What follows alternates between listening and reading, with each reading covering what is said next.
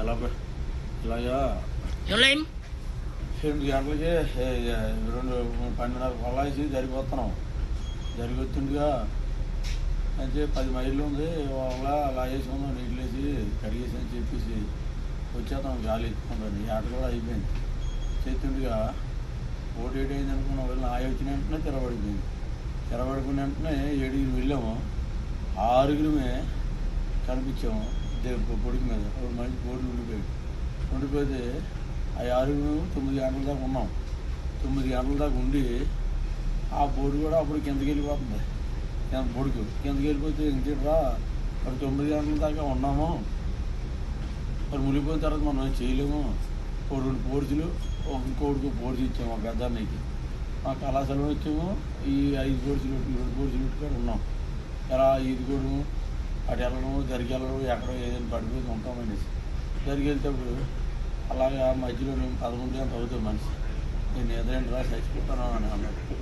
అయితే చచ్చిపోతే మనం ఏం చేసింది చెప్పేరా నేను చెప్పుకుంటురా ఏదైనా జరిగేటప్పుడు మరి చచ్చిపోయి అన్నాం. అయితే 5 ఉన్నాం తెల్లారికి. 5 ఉంటే ఈ 5లోనూ మా పెద్ద చేయటం నేను చెప్పి కనిపిస్తుంది అన్నయ్య వెళ్దాం అక్కడికి వాడ అని చెప్తే తమ్ముడు నాకు కాళ్ళు కడప తెరబడిపోయినాయి, మీరు వెళ్ళండి అని అన్నాడు. 4 వచ్చాము. 4 వస్తే నేను వచ్చాము. ముందు ఇది వస్తున్నాను కావాలా సిప్కాడికి వెళ్ళాలి, ఒడిసి ఎక్కువ ఉంది. మనం ఈ ముగ్గురు ఏదైనా పోతాను. ఏదైనా పోతే మరి చచ్చిపోతాను సిప్పి కానీ దొక్కకపోతే నేను గగల్లో వచ్చి నేను వాడ యాంకర్ పట్టించాను. వాడ యాంకర్ పట్టించినట్టు వాడని యాంకర్ పడిన వాడు దొరకేసింది. యాంకర్ గాలి ఉంది కదా దాటి మళ్ళీ పడిపోయింది. పడిపోయిన వెంటనే ఎప్పుడైతే పడిపోయాను అన్నా అన్నా అన్నా అన్నా నేను వాడని జాకెట్ చూశాను. చూసిన వెంటనే లైఫ్ జాకెట్ విసిరేసి నన్ను ఇయ్యాలి తెచ్చేసి పైకి లాగాలి.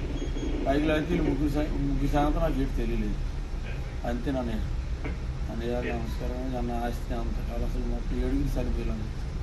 మా అన్నయ్యలు ఉన్నాను, మా అన్నయ్య పిల్లలు అందరూ దగ్గరలే. నా జీవితం ఇలా పోతుంది అంతనండి.